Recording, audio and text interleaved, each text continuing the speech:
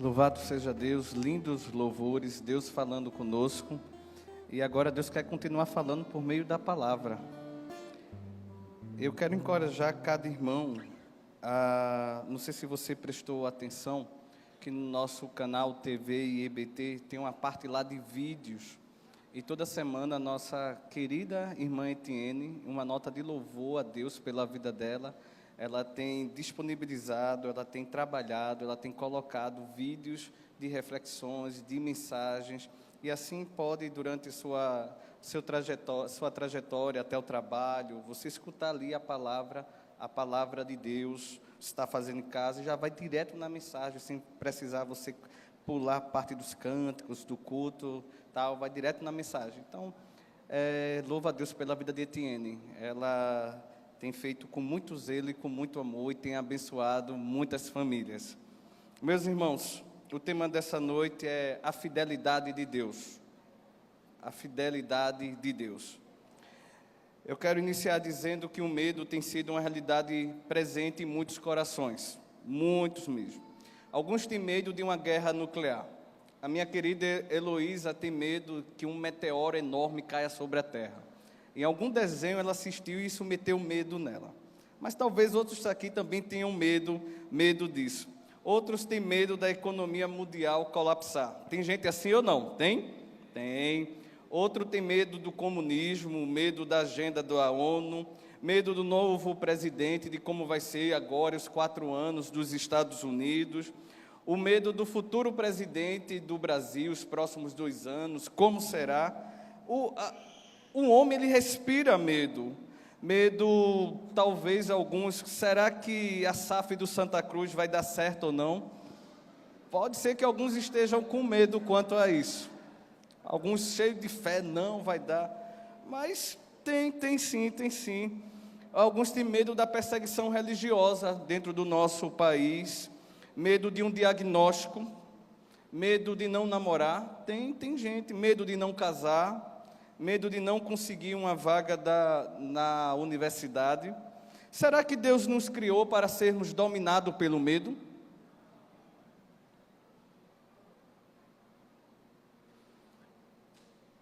A nação de Israel estava com muito medo de ser destruída. Muito medo. Muito mesmo. E nós vamos analisar nessa noite qual é a resposta de Deus para essa nação diante do seu medo.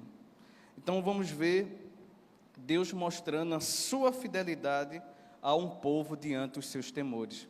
Como nesta noite Deus está falando contigo e comigo, para a gente não ter medo. Por quê, pastor? Ele é fiel. Preste atenção que Deus quer falar contigo nesta noite. Convido você a abrir a sua Bíblia e tomar posse dessa palavra. Salmo 46.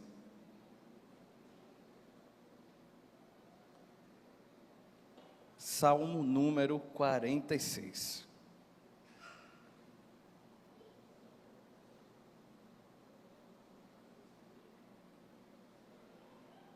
Eu sei que é um salmo conhecido, mas pense nesse salmo como uma nação com medo e a resposta de Deus a esta nação diante dos temores, e Deus se mostrando fiel.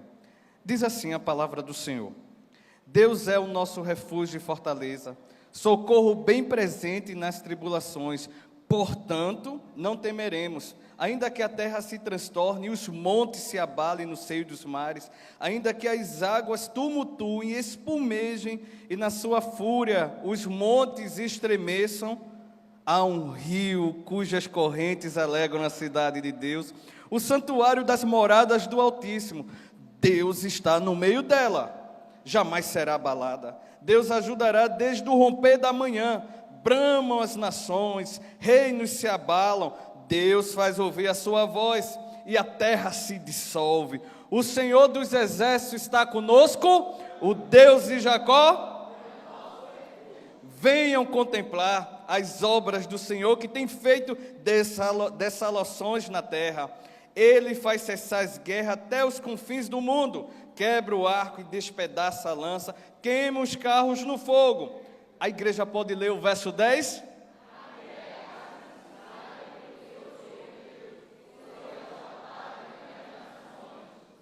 exaltado na terra. O Senhor dos exércitos está conosco. O Deus de Jacó. Oremos em gratidão a Deus. Senhor, tua igreja, Pai, se alegra com a tua palavra, Pai. É palavra viva. Foi o Senhor que inspirou, Pai. Nessa noite, Espírito Santo, ilumina o nosso coração. Fala de uma forma tão especial a tua serva que chegou nessa noite, dizendo: Deus, eu preciso que o Senhor fale comigo. Oh Deus, ouve o clamor, Senhor, e vem, Senhor, falando de uma forma linda e clara esse coração. É a tua palavra nesta noite, me coloco como servo e traz alegria ao nosso coração e temor, em nome de Jesus. Amém, amém, amém. Esse é um salmo bem conhecido, irmãos. O salmista, ele sabe quem é Deus, ele sabe onde Deus está e sabe o que ele faz. Nós vamos dividir esse salmo em 3 estrofes. Do verso 1 ao 3 é a primeira estrofe, já que é um salmo, é um cântico, então está dividido em estrofe. Do verso 4 ao verso 7 é outra estrofe.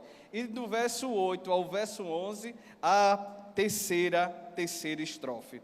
Irmãos, interessante que esse salmo ele era cantado na Primeira Guerra Mundial. Quando muitos jovens iam para a guerra, as famílias estavam cantando este salmo. Esse salmo também impactou a vida de Lutero. Sei que você talvez conheça o cântico Castelo Forte é o Nosso Deus. Este cântico teve inspiração no Salmo 46. E diz: castelo forte é o nosso Deus, escudo e boa espada, com poder defende os seus, a sua igreja amada. Com força e com furor nos prova o tentador, com artimanhas tais e astúcias infernais, iguais não há na terra. Mas não temos o que temer, pois nós temos o castelo forte, impenetrável. Esse é o nosso Deus. Escudo e boa espada. Esse salmo nos apresenta quem é Deus, onde Ele está e o que Ele está fazendo. E é isso que nós vamos ver. Não tem um contexto certo de onde veio esse salmo. Em minhas pesquisas não encontrei. Mas o que esse salmo, ele fala é da fidelidade de Deus, da presença de Deus, ajudando e dando vitória ao seu povo em meio aos temores. É isso que esse salmo fala. Então, Deus revela a sua fidelidade. Na primeira estrofe, do verso 1 ao verso 3, Deus revela a sua fidelidade, sendo o nosso socorro nas adversidades. Deus revela que é fiel, Deus revela o seu compromisso com o seu povo em nos socorrer em meio às adversidades. Perceba que Deus é fiel com você. Deus nos socorre em meio às adversidades. Você já ouviu isso? Geralmente se diz que é na adversidade nós conhecemos os verdadeiros o quê? Amigos, né? Não é na adversidade? Na adversidade você conhece o verdadeiro Deus. Aquele que não te abandona. Aquele que não te desampara. Aquele que é fiel. E o verso 1 ao verso 3 fala sobre isso. O verso 1 diz o quê? A igreja pode ler o verso 1, me ajudar? Vamos ler? Deus é.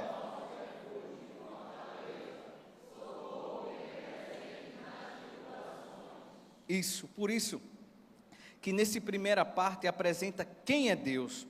Deus é refúgio, Deus é fortaleza e Deus é socorro em meio às tribulações. Quando ele fala de refúgio, ele está falando que Deus é um abrigo perfeito.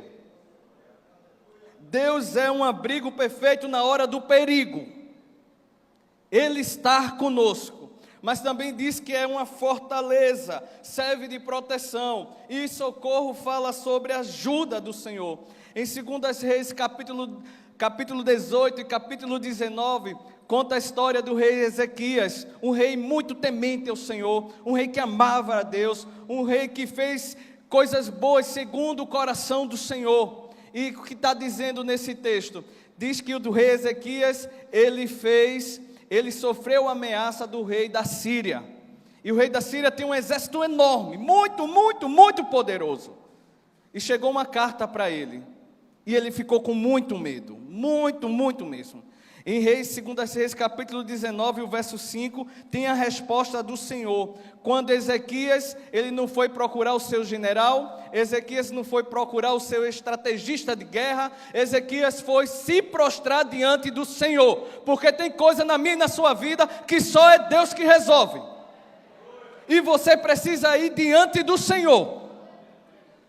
Diante do Senhor. Por quê? Ele é o nosso refúgio. Ele abriga o prefeito na hora do perigo. Ele é a nossa proteção, fortaleza. E Ele é o socorro, é Ele que ajuda. Quantas vezes Ele já nos socorreu? E diz o texto, os servos do rei Ezequias foram falar com Isaías, que lhes disse, diga ao rei o seguinte, assim diz o Senhor, não tenha medo por causa das palavras que você ouviu, com as quais os servos do rei da Síria blasfemaram contra mim. Eis que porei nele um espírito, e ele, ao ouvir certo rumor, voltará para a sua terra, e lá eu farei com que ele seja morto à espada. Nessa peleja, Deus estava dizendo a Ezequias, você, meu povo Israel, Judá, vocês não terão que pelejar, a peleja é minha. Ele afrontou o Deus vivo, e ele viu a mão de Deus. Deus é socorro na vida do seu povo.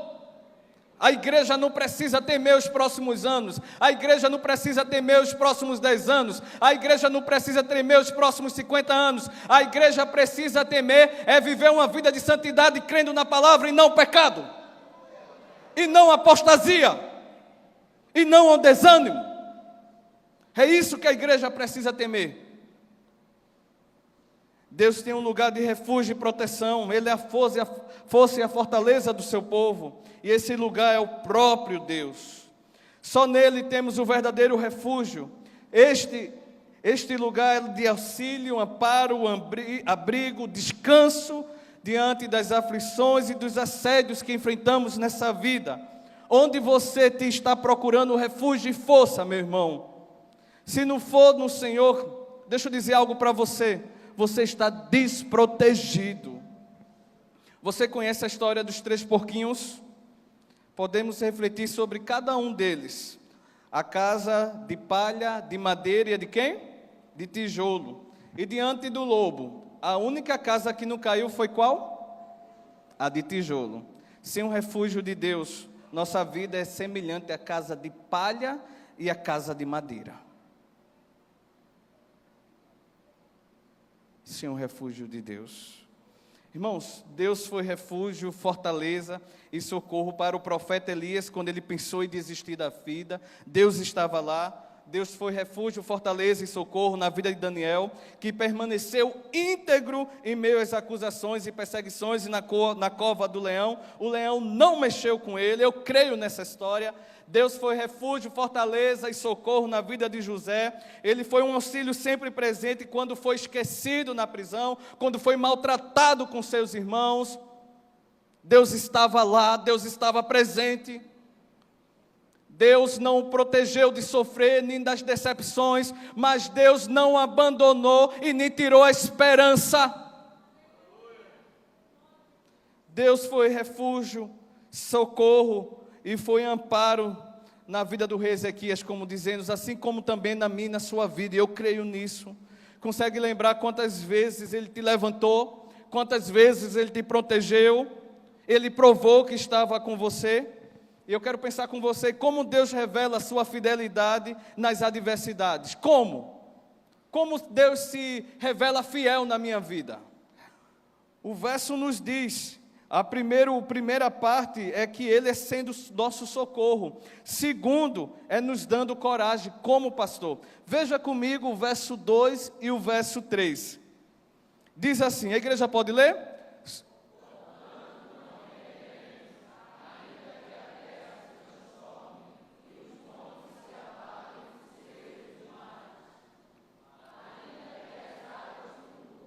E espumejem, e na sua fúria.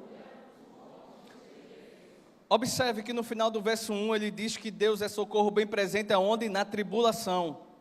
Portanto, eu não vou temer. Que coragem, de onde veio essa coragem? E observe o que ele coloca aí. Ele coloca um cenário no verso 2 e no verso 3 de caos. Caos total na natureza. Para mostrar, ele coloca terremoto, montes desabando no mar, explosões vulcânicas, tsunamis, os oceanos fora de controle, tempestade, furacão, inundação. É um cenário apocalíptico. É um cenário destrutivo. A terra está se dissolvendo.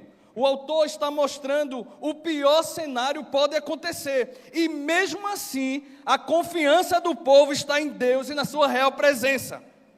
E que não deve temer. Esse é o cenário do verso 2 e do verso 3.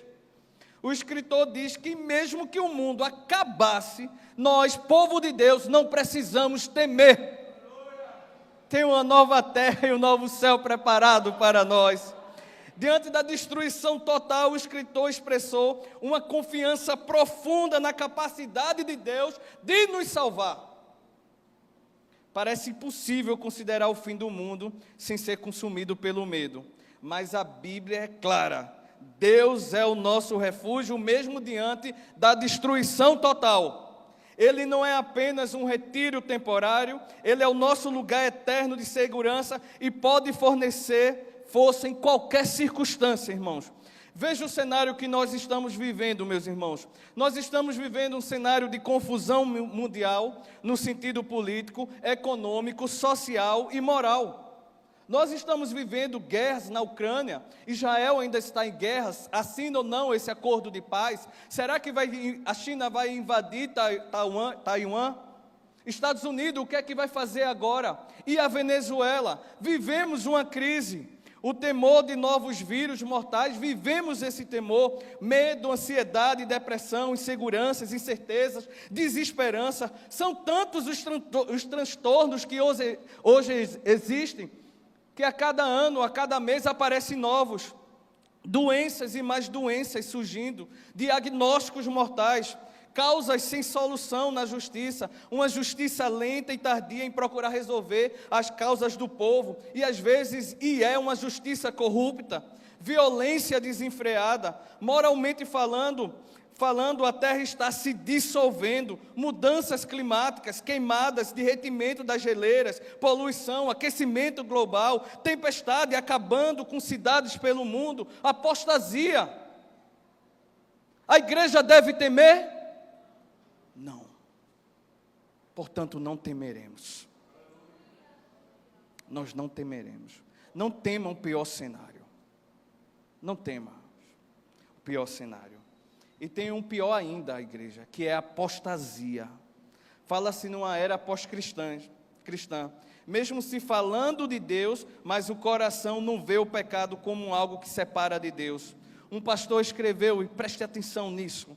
Veja o que o pastor escreveu. Essa época é pós-cristã, não porque não se fale mais de Deus, pelo contrário, provavelmente poucas vezes na história se falou tanto de Deus, mas porque não se fala e nem mais se admite a realidade do pecado. Não se fala mais de pecado. Essa é uma era onde não há mais pecadores, só há pessoas enfermas. É o auge do humanismo. O pressuposto de que o ser humano é intrinsecamente bom venceu. E, ora, gente intrinsecamente boa não peca, adoece. E doentes são vítimas e não pecadores. Essa é a era que nós estamos vivendo. Ainda que as piores tragédias nos sobrevenham, não há motivo para temer, Deus está conosco. 2025 é uma incógnita, é incerteza. A certeza do povo de Deus é: Deus está conosco. Que esperança! Não estamos sozinhos. Deus tem a forma dele de cuidar de cada um da gente. Os meios, deixa eu dizer algo a você, são incompreensíveis, tá? E você pode estar passando por algo que nunca esperava. Está doendo. Mas Deus está cuidando. Ele conhece nossa estrutura e até onde eu e você aguenta, onde a gente suporta. A resposta de Deus para enfrentarmos as aflições desse mundo está em quem? Na esperança do novo presidente em 2026? Não. Na esperança do novo presidente dos Estados Unidos? Não. Na esperança de que Zuckerberg agora, com a Meta, com tudo que está acontecendo, você vai ter mais liberdade para falar o que quiser? Não. Sua esperança não está nisso. A resposta que o mundo precisa está em Jesus. A resposta de Deus para enfrentarmos as aflições deste mundo está em Jesus. E Deus revela a sua fidelidade para comigo e com você quando enviou seu Filho para morrer em nosso lugar, igreja. Em João 16:33, Jesus diz, terminando aquele discurso, antes de ser morto: falei essas coisas para que em mim vocês tenham paz. No mundo vocês vão passar por aflições, mas tenham coragem, eu venci o mundo. Não há aflição, tribulação que o nosso Jesus não venceu. Precisamos ter coragem e fé para confiar e saber que Ele nunca vai nos desamparar. Paulo disse que diante de todo infortúnio, problemas, dificuldade, ele já era mais do que vencedor em Cristo Jesus. Isso é muito difícil, mas é possível, irmãos, termos isso. Irmã Socorro expressou isso nesta noite. Precisamos depositar nossa confiança em Deus. Essa é a primeira estrofe. Deus revela a sua fidelidade, sendo o nosso socorro em meio às adversidades. Portanto, saia desta porta, saia desta noite, que Deus está falando com você, que você não precisa temer, mas confiar nele. O cenário é o pior possível, confie nele. Confie nele. Ele é o seu refúgio, é a sua fortaleza, Ele é o seu socorro. E nessa noite está falando ao teu coração, para te levantar. Confie nele, não esmoreça. Ele vela pela sua palavra nessa noite. Segunda estrofe, do verso 4 ao verso 7, Deus revela a sua verdade sendo a nossa companhia. Veja o que diz no verso 4, a igreja pode me acompanhar, por favor? Há um rio cujas correntes...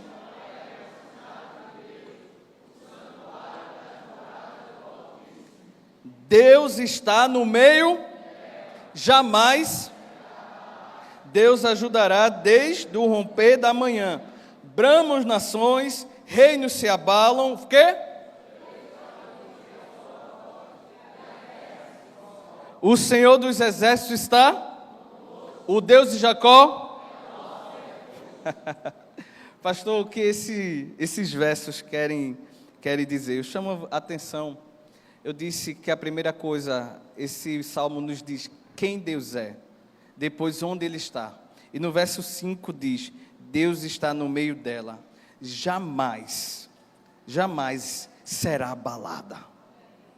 Veja o que é ter a presença do Espírito Santo no seu coração.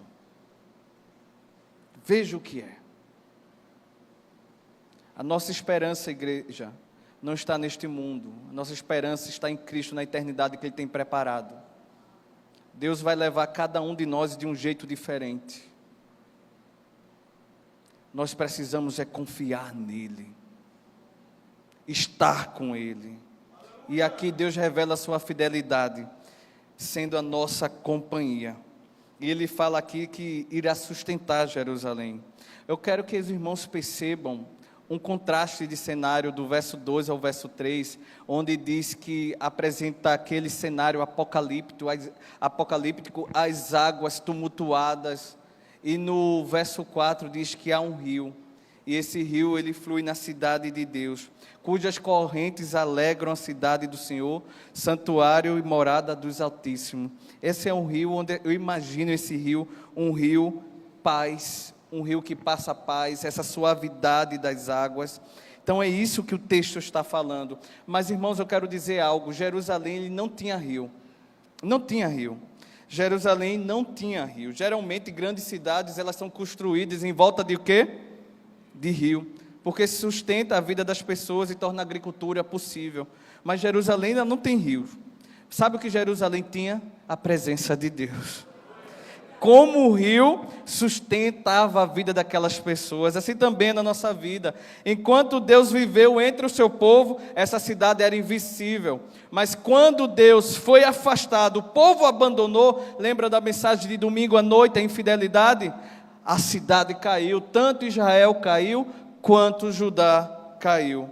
Diz que, esses versos diz que a presença de Deus faz fluir um rio de água viva. E o que é um rio presente para uma cidade? Assim como um rio é uma bênção para uma cidade, Deus também representa isso na nossa vida. No livro de João, irmãos, conta a história de uma mulher samaritana.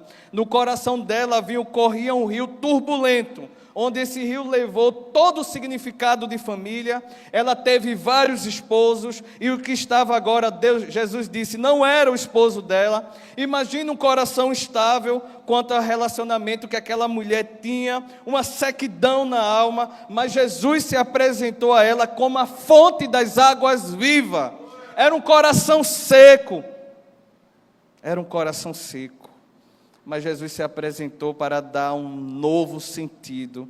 João capítulo 4, 13 diz, Jesus respondeu, quem beber desta água terá sede outra vez, mas quem beber da água que eu lhe der, nunca mais terá sede. Pelo contrário, a água que eu lhe der se tornará nele uma fonte de água viva que jorra para a eternidade. E Jesus fala mais, Jesus diz que é a água viva. João capítulo 7, o verso 37 e 38 diz, no último dia, um grande dia da festa, Jesus se levantou e disse em alta voz, se alguém tem sede, venha a mim beber. Quem crê em mim, como diz as Escrituras, do seu interior fluirão rios de água viva. E foi isso que Jesus trouxe para o coração daquela mulher samaritana. Quem sabe nessa noite o seu coração está seco, uma sede que nada consegue saciar, coisas estão morrendo dentro de você, sua dignidade, quem sabe não existe mais ética, moral, valores estão secando dentro de você, seu relacionamento com Deus está seco, está caminhando para um lugar de sequidão e saindo do refúgio do Senhor. Isso é uma noite de mudança, irmãos. Deus quer mudar o teu coração, e Ele muda isso por meio de Jesus Cristo. Jesus disse, quem crê em mim, como diz as Escrituras, do seu interior fluirão rios de água viva. E concluindo, Deus, do verso 8 ao verso 11, a terceira estrofe, Deus revela a sua fidelidade, sendo a nossa salvação. Veja o que Ele diz, venham contemplar as obras do Senhor, que tem feito desolações na terra. Pare e veja o que Deus está fazendo, Ele está dizendo. Venha ver com atenção o que o Senhor faz. Quando Ele diz, venha contemplar, Ele está dizendo, venha, você precisa parar, e você precisa ver o que Deus está fazendo. Venha contemplar é venha ver com atenção. E sabe o que está escrito, não sei se você leu o Salmo 106 hoje, que é o Salmo do dia, o verso 7. No Egito, os nossos antepassados não deram atenção às tuas maravilhas. E sabe qual foi o resultado? Infidelidade diante do Senhor. Não contemplaram o que Deus fez. Eles viram os milagres, mas não prestaram atenção. E o resultado foi infidelidade. Fizeram um bezerro de ouro. No verso 8 ao verso 11, ele diz, guerras e destruição são inevitáveis, mas a vitória final vem de Deus. Como podemos encontrar o caminho da salvação? Contemplando o agir e o poder do Senhor, como diz o verso 8. Entregando nossas guerras a Deus, porque só Ele é que põe fim nas guerras. Isso está no verso 9. E no verso 10 diz assim, descansando na sua vontade. Coisa que talvez você até hoje não conseguiu. Descansar na vontade do Senhor. O verso 10 diz, aquietai-vos e sabei que eu sou Deus. Quando ele diz aquietai-vos, significa parar, interromper. Pare o que você está fazendo. Pare a forma que você está dirigindo a sua vida. Pare essa forma. E você precisa entregar isso a Deus. É isso que ele está dizendo. É você parar. é você descansar. É dessa forma que encontramos o caminho da salvação. O Salmo 46 testifica que a segurança de Israel está no poder de Deus para superar as nações e a sua guerra. Deus encerra batalhas barulhentas ao demonstrar ser o governante do universo. O fim definitivo, irmãos, das batalhas virá quando Jesus retornar à terra como Rei dos reis e Senhor dos senhores. Aí sim terá fim completamente. Deus tem um lugar de paz para aquele que tem fé na sua presença. É preciso se render a Ele, confiar na sua real presença, conhecer Ele como Senhor e Salvador da sua vida. Você tem o convite a encontrar este lugar de refúgio, fortaleza, fonte das águas da vida e de paz. Precisamos de Jesus, essa é a verdade, e andar com fé, confiando dele. Há um chamado para confiar no poder de Deus nessa noite. Deus revela a sua fidelidade, primeiro, sendo o nosso socorro nas adversidades. Deus revela a sua fidelidade, segundo, sendo a nossa companhia, presença viva em nossa vida. E terceiro, Deus revela a sua fidelidade, sendo a nossa salvação. Israel tinha medo das nações. Israel estava com temor. Israel sabia que não tinha condições de vencer uma guerra. Mas aí, onde buscar força, onde buscar amparo, onde buscar proteção? No Senhor. Por isso que ele disse: Deus é o meu refúgio, Deus é a minha fortaleza, Deus é o meu socorro. E onde ele está? Onde ele está? No verso 5, dele está na cidade de Jerusalém. Deus está na sua cidade, e essa cidade jamais será abalada. E o que ele faz, do verso 8 em diante, quando a gente contempla as suas obras, ele põe fim às guerras, ele toma as nossas guerras, ele nos dá paz. Meus irmãos, eu não sei como Deus se revelou para você nesta noite, mas eu sei que o Espírito Santo falou contigo. Está com medo, né? Está com medo, quem sabe o dinheiro acabe, a sua conta entre no vermelho, o projeto não dê certo. Está com medo da forma que o filho está crescendo. Está com medo como as coisas estão andando dentro de casa. E o que você vai fazer? Onde você vai encontrar amparo para enfrentar todas essas lutas? Você quer resolver do seu jeito, da sua forma, falando com um e falando com outro? A Bíblia dessa noite diz que não é dessa forma não. Você precisa confiar no Senhor. Você precisa se entregar a Ele. Você precisa dizer quem Deus é na sua vida. Deus é seu refúgio e sua fortaleza. É o seu socorro nas tribulações. Você precisa dizer onde Deus está. Está aqui na minha vida. Presença constante, eu não preciso temer. Você precisa dizer o que Ele faz. Ele põe fim às guerras. É isso que Ele faz.